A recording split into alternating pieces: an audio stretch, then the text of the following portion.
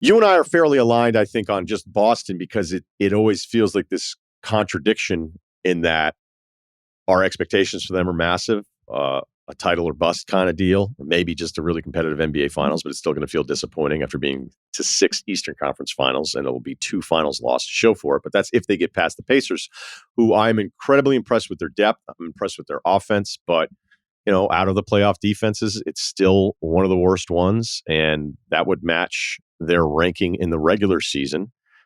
Even though I think there were times against the Knicks, and maybe it was because the Knicks, you eventually figured out, hey, this is what they're going to do, and it's not super complicated. So you felt better about some of the defensive performances, even if the defensive efficiency rankings have them 14 out of 16 playoff teams. So how do you see this one? Yeah, I love that point you just made. If there was a blueprint for a team to that Indiana could guard, it'd be the Knicks. Because it's like, okay, 140 ball screens with Brunson. This is what it's going to look like. That's not the case with Boston, obviously. Now, look, Boston has moments where I think they help you guard them. And it's the one thing totally when I watch agree. them some nights, right? I watch them some nights and I'm like, man, you're making it easy for the defense. Because if you're really committed to a certain style, they're unguardable. They are just unguardable. They hit you with a barrage that you just have no answer for. So it's going to be more complicated for Indiana, no question, defensively in this series. And that's a challenge for them. Their offense is so good, it makes up for a lot of that. And by the way, this isn't like recency bias with this team in the last couple of weeks, Ryan. I wish I had video of all the meetings I've been in this year at ESPN when I wanted to talk more about the Indiana Pacers, particularly after they got Siakam. And it's just not sexy enough, So it's like, we kind of didn't talk about it. And I'm going, man, I watch this team every night and I'm going, gosh, that's fun. Number one, fun style to play in. I envy these guys for being able to play in a system like this, but just how hard it is to guard, how hard it is to prepare when they have this many guys that can make shots and they don't waste one dribble. There's not one wasted dribble on the part of the Indiana Pacers over half court. And they're rare in that way because there's no isolation players. They're guys that they're going to make quick decisions. They're going to swing it. That guy's going to shoot it or he's going to immediately put it back down and get into the lane or call a quick ball screen, but it's going to be super decisive within a second and a half. They're going to be getting on to the next action, and then somebody takes a shot, and everybody that plays for them can shoot. Every single player they have can make a shot. So they're very hard to guard. Their offense makes up for some of their defensive deficiencies because they force teams to take the ball out of the net, which hurts their ability to score on Indiana early. But at the end of the day, Boston plays their style at their best, which is feet in the paint before they start looking for threes. They're a very difficult team, if not an impossible team to guard. Now, the Porzingis factor is important. I think it's significant. I don't know when we're going to see him. He's important because he draws Miles Turner out away from the paint defensively as their only, Isaiah Jackson's a decent, rim protector, but Turner's a different level. And then on the other end, being able to guard the paint against the number of guys that put it down and try to get into the lane against you. Porzingis is important. I say the first 2 games, that sounds more like 4 to me. I don't know when he's coming back, but I think Indiana, it's imperative they get a split while he's out. But Boston, if they play more to their peak style, they're going to win the series. I still think no matter what, I do think this is going to be a long competitive series. I think we're going to have a higher scoring series. I think there's going to be drama in these series, in all these games in the second half. I don't think Boston's running this team out of the gym. They get back in games too easily the way they play offensively. So I'm fascinated. I can't wait. I think it's going to be one of the most entertaining series of the entire postseason. This is what I think is unfair about the Boston part of it, though, because I agree with you. Like, there will be a moment where you're like, uh-oh, like, what if the Pacers were to pull this off? And does that mean tonight or Thursday? But then it's like, okay, so then what are we saying? They're supposed to sweep everybody? No. Like, that's what they're supposed to do, because it's just not really the way that it works. I mean, even some of these dominant teams that had a better history than Boston, you're like, all right, they got last night. Like, this is what's going to happen. So that's the part where I feel like, what do people actually want from them? But I'm aligned with you on this. I think there's going to be a night where the Pacers look unguardable. I think there's going to be a night where Boston looks really stagnant to close a game. And I don't know if that means 1-1. I don't know if it means 2-2. But if it's 2-2, it's going to get really weird in Boston, going, Yeah. hey, whatever you think about this Pacers series, because as much as anybody wants to knock Boston for taking on Miami without Butler, Cleveland without Mitchell, and then LeVert, and then Allen was gone for the whole thing. The Pacers took on the Bucks without Giannis, and Dame missed 2 of those, and then Brunson breaks his hand in Game 7 on top of OG not being able to go, and then the other injuries the Knicks already had with everything. So both of them have faced a lighter version of whatever going into this, but there are just too many moments now where the Game 5 Haliburton scared the hell out of me, and I'm less scared now, I should say. I feel better about Haliburton, not only because of Game 6, but because of what they did in Game 7. And what they did in Game 7 is like all-time historic stuff. Shooting on the road against a diminished Knicks team, sure, but still, like, somebody has to have the record for the best shooting game in Game 7 history, and they just did it. So I imagine that offense travels, and it's going to be a challenge for Boston, even though on paper there's no way I can pick Indiana. There's no doubt. Yeah. And look, I put it out there for public consumption. I think this is going to be a 6 or 7 game series. Ultimately, I'm picking Boston to win it. I think this is going to be super compelling. So looking at it also from Indiana's perspective, you mentioned Haliburton. Haliburton, for whatever reason, had 2 games in the last series in Madison Square Garden where you didn't notice who played. And I just don't understand it. I often say scoring and shooting a basketball is an anticipatory act. It's not an afterthought. It can't be, not at the NBA level. You can't catch the ball or come off a ball screen casually and then go, oh, wow, I'm open. Wait a second. I think I'm going to shoot it. No, you have to, every action you take as a basketball player, if you're an offensive minded player, you're expecting to get a shot up.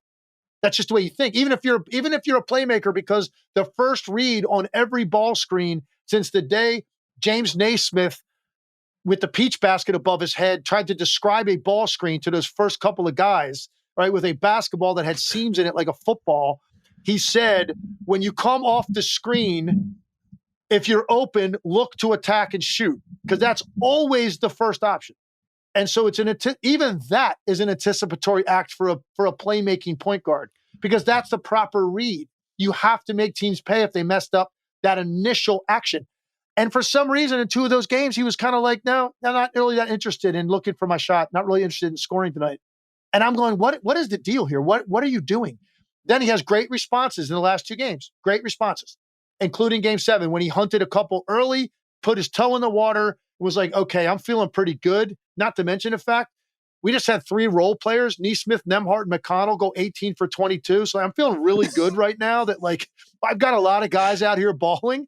So who knows what was in his mind, but he dipped his toe in that water and it was game on. And when he plays that way, Indiana's a legitimate threat to win this series. If Tyrese Haliburton was to string together 6 or 7 games like that, where he was just great every night, aggressive, they could win the series, but he's got a track record even in the first round. He had a terrible game 1 against Milwaukee, didn't show up at all, same mindset. Then he has 2 30-point games. Then he goes back to being quiet again. Then he finishes strong. Like, I don't know, man. So it's not like I can pencil it in. Tyrese Haliburton is this, and this is what you're dealing with every night. This isn't Luka. This is Tyrese. I don't know. So let's see. And if he got more aggressive mindset, most of this series, it's going to be a bigger problem for Boston. I'm glad you brought up Haliburton and the shot in particular. This is why I love talking to you. All right, so we'll look over some numbers here. His split this season before the All-Star break, he was at 40%. I mean, when he first started, I was like, what is this guy going to do from 3 this year for the first month or so? I was like, this is insane. But he was 40%, and then after the injury, after the All-Star break, played 26 games, still 32 minutes a game, was 30% from 3. So you were like, all right, is he still hurt? Like, what's going on? The Pacers series, he was just under 30% from 3. And there are 2 things with him where when I watched him coming out of Iowa State and how much I loved his playmaking, and that for a college kid, he saw things the other 9 guys he was so much fun to watch, because you were like, he's the only one on the floor that even saw this. And you're like, okay, the shot looks terrible. How is it going to hold up? Because it goes in. And then if you go through his career, 41%, 41%, 42%, 40%, and then dipped down 36% after the injury, that clearly limited him. And he was also incentivized to try to come back and play so he could get the minimum game requirement to hopefully make All-NBA for all the other money and all that stuff. So the actual shot itself, I'd be like, does it still, like, do the numbers lie to me a little bit? Like, does he have to gather it in a way that makes it harder for him to get right up into it? And some of those shots that we see other great scorers have. And even though I've thought that his gather can take a little bit longer, eventually the numbers would have gone down. And your point specific to this Knicks series, you'd see him come off that screen at the break and you're like, it's wide open. It's right there. And he wasn't ready. And I thought in game 7, it was, hey, this is a really easy shot for me to get into here. You know, you can still keep your eyes open for the potential playmaking off this. He seemed to be, and this is something that I love about the playoffs, and it kind of drives me crazy. I mean, hell, we even saw 2 catches from Jokic, I'd argue, in game 7, where it's like, why did you not shoot on the catch and then dribbled yourself into a way tougher shot? Like Drew Holiday will do that in the corner where he's not comfortable on the open catch in the corner.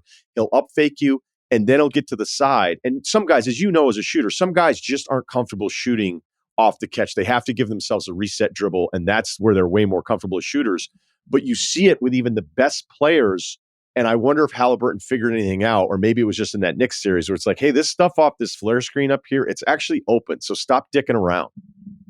Totally couldn't agree more, man. And I'm like noticing in real time. I'm watching in real time going, like, literally, I'm expecting the release. And it didn't happen. And I'm going, it's like he sort of halfway started to get into it, and then he aborted takeoff. And I'm going, I don't understand. What are you looking at right now? What are you reading? That when I see stuff like that, Ryan, the first thing I always think is something going on with the wiring?